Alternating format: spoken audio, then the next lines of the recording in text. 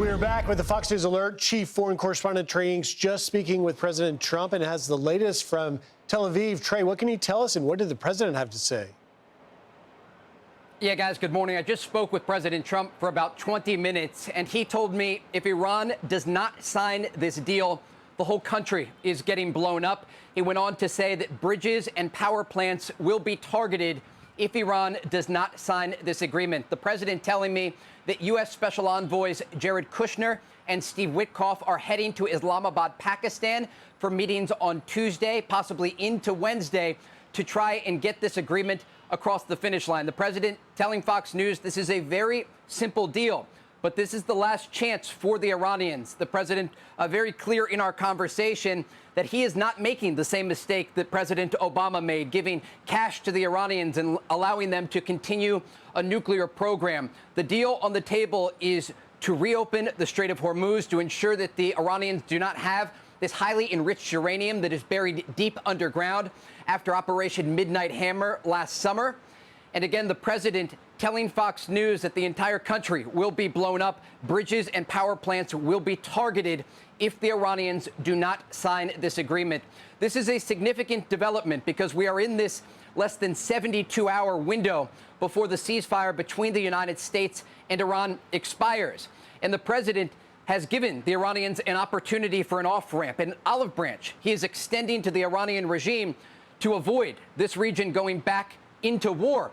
And the president said the United States military is prepared. He said the U.S. has massive amounts of ammunition, even better munitions than they had in the opening days of Operation Epic Fury, to use against the Iranian regime, to target a variety of different positions across their country if they are not willing to make this good faith deal. And again, he tells Fox News that his special envoys are headed to the Middle East, and they are going to try and get this deal across the finish line. But this is in the hands of the Iranians if they are willing to make a good faith agreement.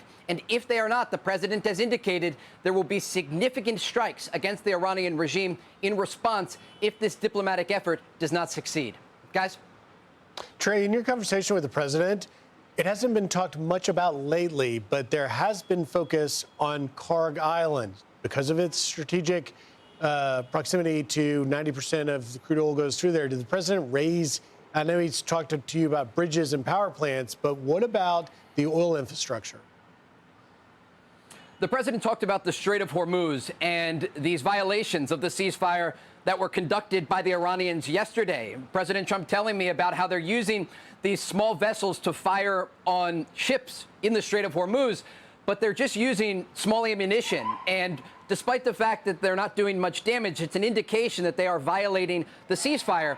And then the question is, well, why are they not doing much damage? And that is because more than 150 Iranian vessels are currently at the bottom of the sea. During Operation Epic Fury, the United States hammered the Iranian Navy, and they had prepared for a possible confrontation with the United States, but not enough, because the U.S. was so successful in these strikes that much of the Navy vessels the Iranians had prepared were not able to be used. And that is the reason that they have to use these smaller vessels to threaten international shipping lanes. And again, this speaks to the success of Operation Epic Fury and just the inability of the Iranian regime to even respond and to violate the ceasefire in this manner. And so that is one of the key pillars of this broader agreement that President Trump is demanding the Iranian regime sign. They are going to keep open the Strait of Hormuz. They are going to release that highly enriched uranium that is buried deep underground in the aftermath of those U.S. strikes last summer, and they're going to stop threatening U.S. forces across the region, the president tells me, or the Iranians are going to pay a heavy price, and that price is going to come at their power plants, their bridges, and the remaining infrastructure belonging to the Iranian regime. The president said right now there is a divide between the hardliners and the more moderates within the Iranian political leadership that remains. Remember, in the opening strikes of Operation Epic Fury, the United States and Israel took out the command structure of the Iranian regime. Iran's supreme leader, the Ayatollah Khamenei, was taken out in an airstrike along with his top advisors. The Iranians were in disarray in these moments after Operation Epic Fury began because they were hit even harder than anyone in the region believed they were going to be hit.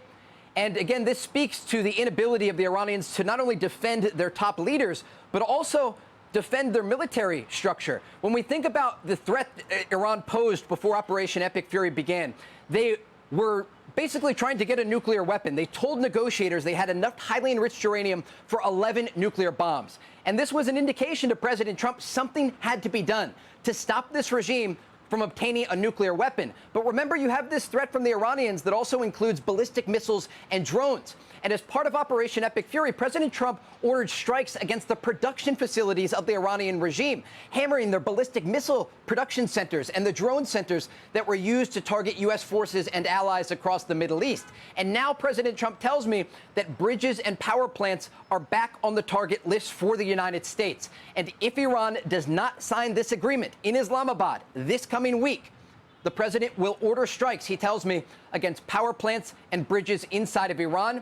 This will be a major escalation. But the president told me, and he is expected, we also learned in that conversation, to release basically a letter today to the Iranians with this tough talk, letting them know what is at risk for their regime if they do not make a good faith agreement. The president told me this tough talk is the only thing the Iranians understand. They don't understand the traditional diplomacy and dialogue of the region. They understand firepower, the firepower that belongs to the United States military. And President Trump again told me they have massive amounts of ammunition prepared. If the Iranians are not willing to make that good faith agreement, they are going to hammer the regime, targeting those bridges, power plants, and what is left of the IRGC military infrastructure. Guys? Trey, you were on our show in an earlier hour before this phone call with the president, and you and I discussed this regime.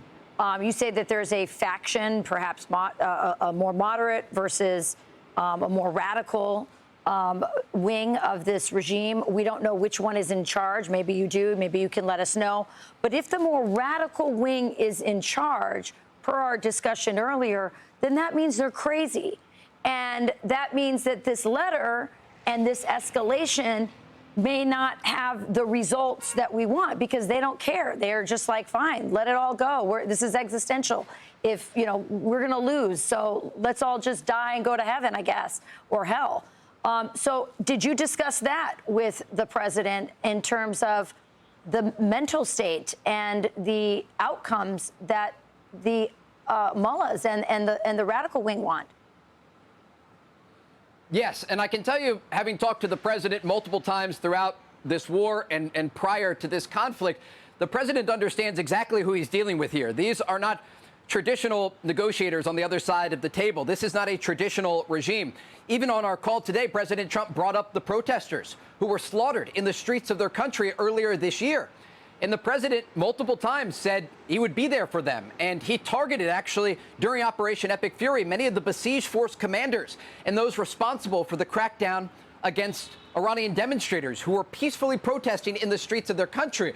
But again, I think the fact the president continues to bring this up, he understands two things. He understands the Iranian population, more than 90 million people, and many of them are quietly supporting what President Trump is doing, pressuring a repressive regime that spent 47 years cracking down on their own people.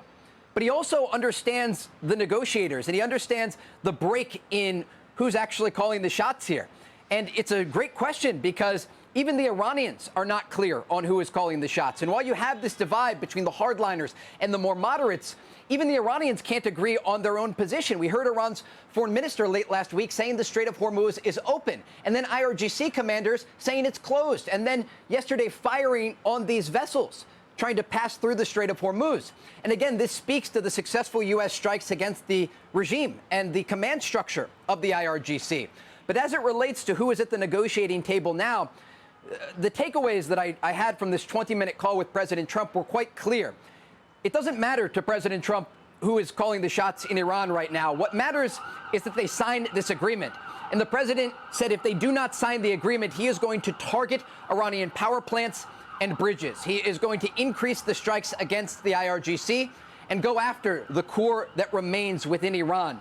Because he told me this is a very simple agreement. It can be done in 10 minutes. They know what is on the table. All they have to do is sign the dotted line. And so far, they've been unwilling to do so. And that is why President Trump told me that on Tuesday, U.S. Special Envoys Jared Kushner and Steve Witkoff are headed back to the Middle East to try and get this deal across the finish line. And remember what we are looking at here.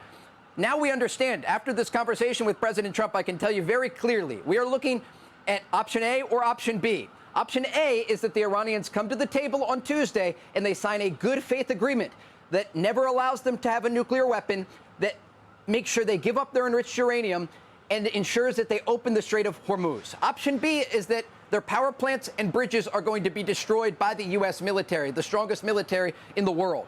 And so they have a decision to make. And the president was very clear just before we got off the call. He told me Iran has a decision to make.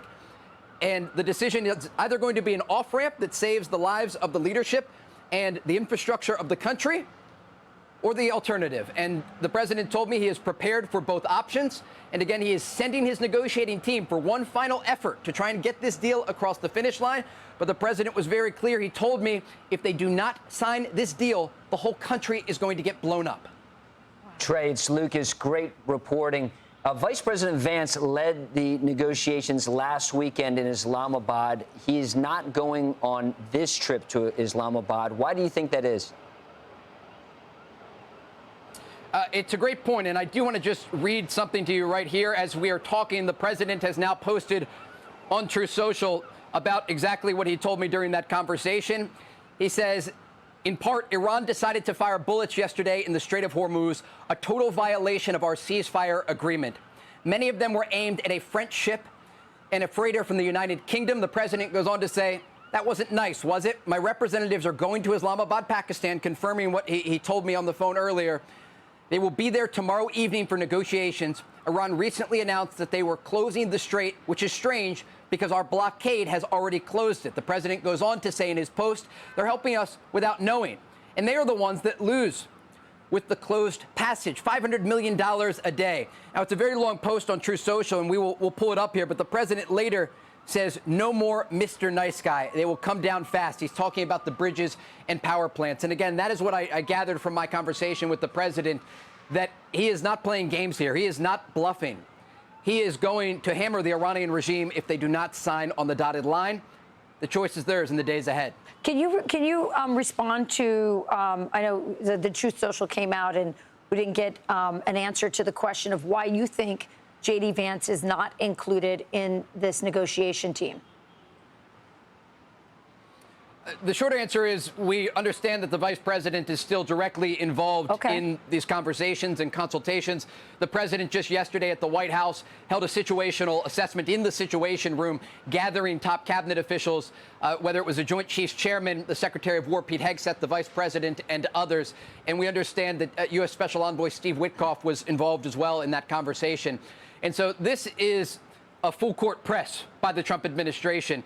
A variety of officials are involved at many different levels. The United States is preparing not just on the diplomatic front, but also on the military front. And as the president has made clear on Truth Social and in our call earlier today, he is prepared for a variety of outcomes. But we are looking at two outcomes here, either a diplomatic solution or military action.